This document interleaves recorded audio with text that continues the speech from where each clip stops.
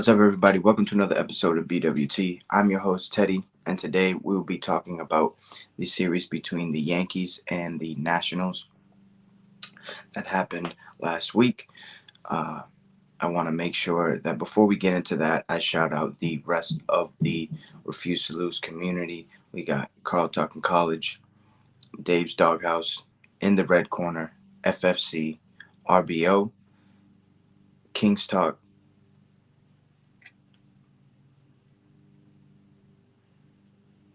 Unfazed, and of course the main show, Refuse to Lose. Make sure you guys are subscribing to all of those channels and this one as well.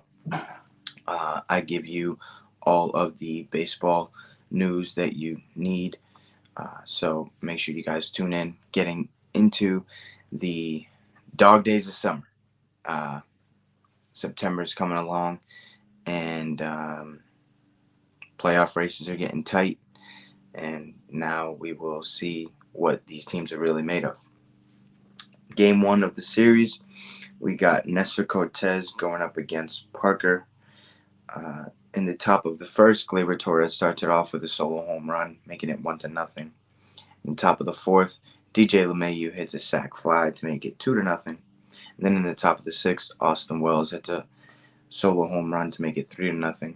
And then DJ comes up with another sac fly to make it 4-0. And then in the bottom of the fourth, Yepes hits a solo home run to make it 4-1. And then in the top of the eighth, we got Jazz Chisholm connecting for his solo home run to make it 5-1. And then in the bottom of the eighth, Young had a solo home run to make it 5-2, which ended up being the final score. Nestor Cortez was the winning pitcher, going 6 2/3, giving up only 4 hits, 1 earned run, 2 walks, 5 strikeouts. His ERA on the year is a 3.89. His record improves to 8-10. Parker gets the loss, going 4 innings, giving up 5 hits, 2 earned runs, 2 walks, 5 strikeouts. His ERA on the year is 4.26, and his record goes to 7-8. Clay Holmes gets the save, his 28th of the year, going an inning, giving up no hits, no earned runs, no walks, no strikeouts. ERA is a 2.72. Yankees take game one of the series. And we go into game two of the series facing Patrick Corbin, who has the highest ERA in the entire MLB, but he's a left-handed pitcher. Yankees struggle against left-handed pitching. Don't know how because we have tons of righties in the lineup, so it kind of defeats the whole purpose of having that righty against lefty advantage for the hitters. But nonetheless, the Yankees continue to struggle against left-handed pitching. Going into this game, I thought that the Yankees were going to have a breakout game offensively and give Garrett Cole, who was the starting pitcher for the Yankees, a big boost in runs, and for him to be able to pitch comfortably in the game. That was not the case. In the bottom of the second, Joey Gallo hits a ground ball for an RBI to make it 1-0. And then in the bottom of the fourth, Andres Chaparro hits a solo home run to make it 2-0. And then Jose Tena goes for a solo home run as well to make it 3-0. They went back to back in that inning. And then in the bottom of the sixth, Joey Gallo reaches on an error where Dylan Cruz scores to make it 4-0. And also in this game, Dylan Cruz got his first career hit, number 2 overall pick. He's going to be a star in this league.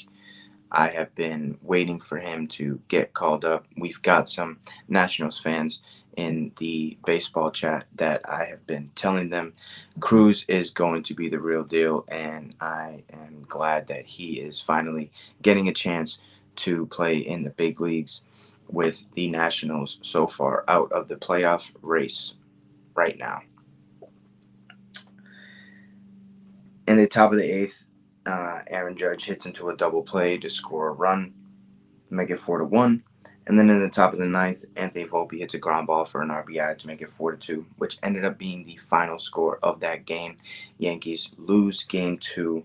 Series is tied at 1. Patrick Corbin gets the win, going 6 innings, giving up only 2 hits, no earned runs, 2 walks, 6 strikeouts. His ERA in the year is a 5.50. His record goes to 4-12. And the losing pitcher was Garrett Cole, going 5 innings, giving up 6 hits, 3 earned runs, 1 walk, 7 strikeouts. His ERA goes to 3.06, and his record goes to 5-3. And Finnegan gets his 33rd save of the season, going an inning and a third, giving up 3 hits, 1 earned run, no walks, no strikeouts. His ERA goes to 3.59. Going into game three, a possibility of winning the series, but the Nationals throw another left-handed pitcher. Mackenzie Gore going up against Carlos Rodon. Let's see if the Yankees can figure it out. In the bottom of the first, Dylan Cruz connects for his first home run of his career for a solo shot to make it 1-0. And the Nationals ended up scoring a run on a balk by Carlos Rodon. He said that the pitch comm in his hat wasn't working, and that's why he's tried to step off. But I guess the umpire saw the movement in his body. I guess I don't know where exactly he moved um, after he came set before stepping off, but he said that he balked, and Carlos Rodon was pretty upset about that. They go up 2-0. And then in the top of the second, Jazz Chisholm connects for a solo home run to make it 2-1. And then in the bottom of the second, Nasim Nunez hits an RBI single to make it 3-1. James Wood connects for an RBI single to make it 4-1. And then in the bottom of the fourth, Dylan Cruz gets an RBI double to make it 5-1. And then in the top of the fifth, Aaron Judge hits an RBI single to make it 5-2, which ended up being the final score. Yankees lose this series against a under 500 team yet again. The record going up against sub 500 teams is ridiculous. I hate how the Yankees go out and play down to their competition. They should always be playing at a high level. These games are going to mean something in the end. Like, these games are they're games that need to be won, because the AL East right now is so tight between the Yankees and the Orioles, and just these couple games that we keep losing, and the series that we keep losing against sub 500 teams, they're gonna come back and bite us at the end. Um, Mackenzie Gore gets the win, going 6 innings, giving up 6 hits, 2 earned runs, 1 walk, 6 strikeouts, 4.45 ERA on the year. He's 8-11 on the season. Carlos Rodon goes 5 2/3, giving up 8 hits, 5 earned runs, 2 walks, 8 strikeouts, 4.31 ERA on the year. His record goes to 14-9. And Finnegan gets his 34th save of the season, going an inning, giving up a hit, no earned runs, 1 walk, 1 strikeout. His ERA goes to 3.52. Uh, the the Nationals showed their youth this series. It was very noticeable that the Nationals came out with a plan to run on the Yankees. Pitching and the catchers, Austin Wells, he threw a couple people out this series, but there were multiple stolen bases by young guys, right? Dylan Cruz, he had a phenomenal series after going hitless in his first career MLB game. James Wood, complete stud. The Nationals have a lot of great young players that DC should be very excited to watch in the future, because they are definitely uh, going in the right direction.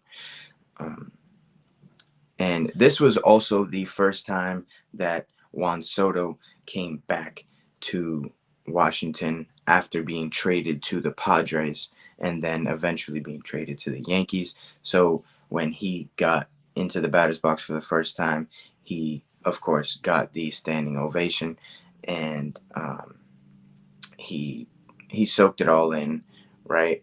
He didn't get a hit this series, which is very disappointing because we needed him to contribute offensively in order for us to get going. We were able to get game 1 victory, but game 2 and 3 we definitely needed him. We can't afford him going over in multiple games in a series, especially in the playoffs. So that's all I got for you guys today. I want to make sure that you guys, again, are clicking the link in the description to become a member of the Refuse to Lose community. We've got chats in every sport: baseball, football, WNBA, NBA, college basketball, college football, college basketball, men's and women's. We've got a hockey chat, a soccer chat, a boxing chat, everything. We got it all covered. Make sure you guys are clicking the link in the description to become a member, and also click any link in the description to the other shows and subscribe. It helps us out a lot. So until next time, peace.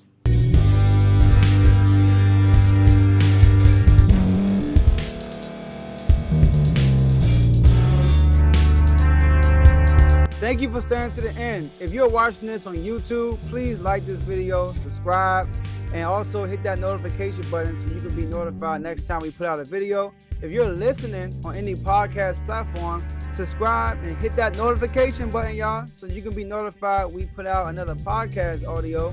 And last but not least, hit that share button. No matter what you're listening to or watching it, hit that share button and send it to somebody that you know that would love to watch this episode you just listened to. So once again, thank you for staying to the end, and we'll see y'all in the next episode.